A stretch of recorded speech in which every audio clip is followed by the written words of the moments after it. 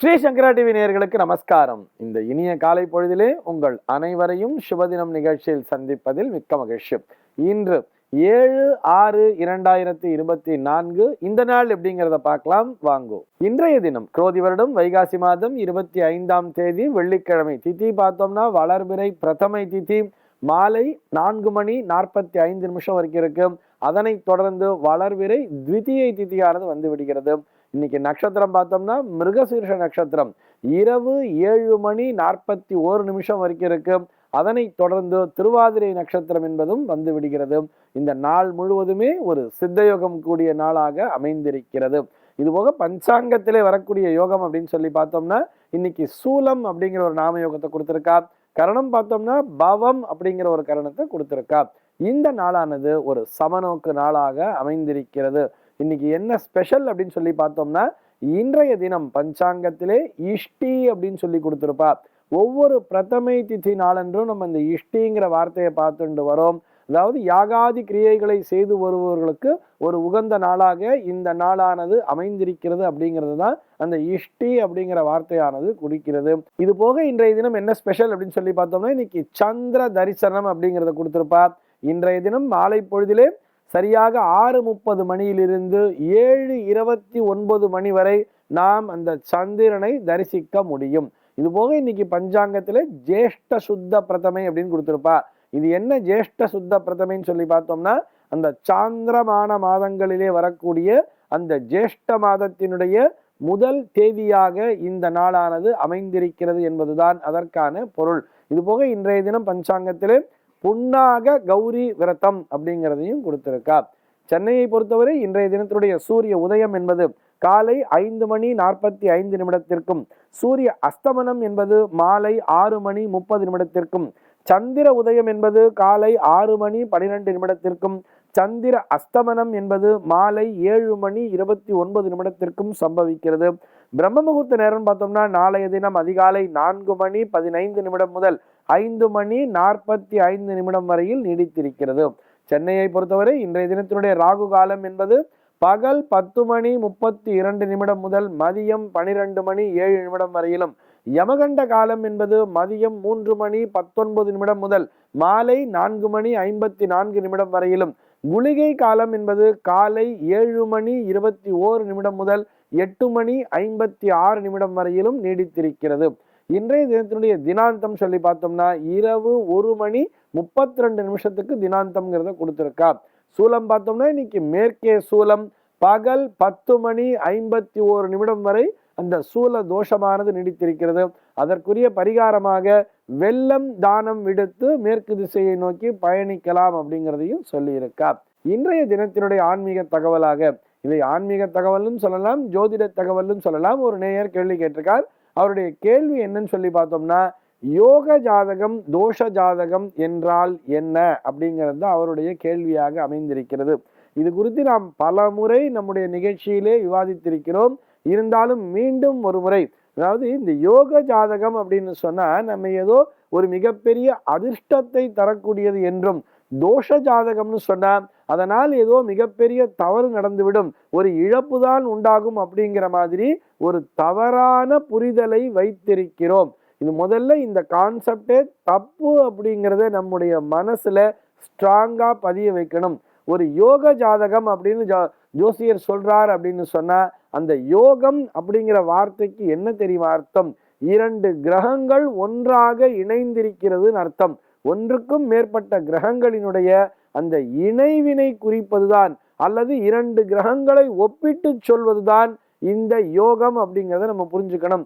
ஒருவருடைய ஜாதகத்துல குரு சுக்கிர யோகம்ங்கிறது இருக்குன்னு சொன்னா குருவும் சுக்கிரனும் ஒன்றாக இணைந்திருந்தால் அது குரு சுக்கிர யோகம்னு சொல்றார். அவ்வளவுதானே தவிர அது எந்த பாவத்திலே இணைந்திருக்கிறதுங்கிறத பார்க்கணும் இல்லையா? அதே குருவும் சுக்கிரனும் ஒன்றாக இணைந்து 8ஆம் பாவத்திலே அமைந்திருந்தால் அதுவும் குரு சுக்கிர யோகம்தான். ஆனால் அது யோகமான நாம் நினைக்கின்ற அந்த அதிர்ஷ்டத்தை தரக்கூடிய பலன்களை நிச்சயமாக தராது. 8ஆம் இடம்ங்கிறது ஒரு கஷ்டத்தை தான் கொடுத்துருக்கும், ஒரு தடைகளைத்தான் உருவாக்கும் என்பதையும் புரிந்து கொள்ள வேண்டும். அதே மாதிரி தோஷ ஜாதகம்னு சொன்னா அந்த கிரகங்களினுடைய வீக்ஷியத்தை வைத்து அவர்களுடைய சஞ்சார நிலையை வைத்து சொல்வதுதான் தோஷம் என்பதெல்லாம். இது எல்லாமே நம்ம பார்க்கிற பார்வையில தான் இருக்குங்கிறத புரிஞ்சுக்கணுமே தவிர தோஷம்னு சொன்னா ஏதோ குறை அப்படிங்கிற மாதிரி நினைச்சிக்கவே கூடாது.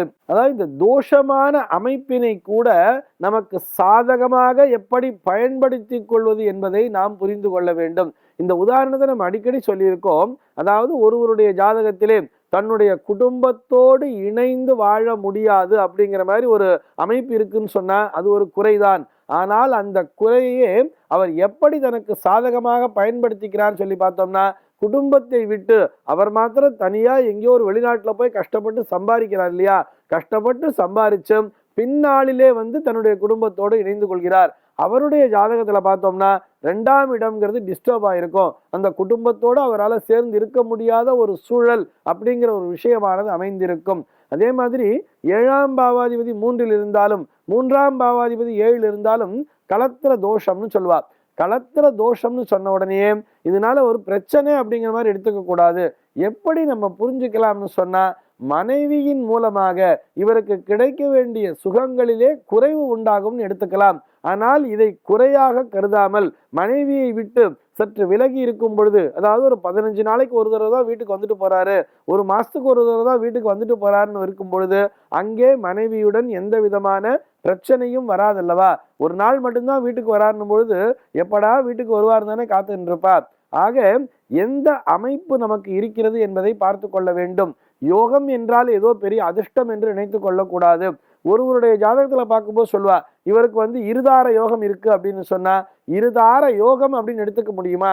2 மனைவி என்று விட்டாலே அது இந்த கலியுகத்தை பொறுத்தவரை அது ஒரு குறையான விஷயமாகத்தானே சொல்லி இருக்கிறார்கள். அதனை போய் யோகமாக கருத முடியாதல்லவா.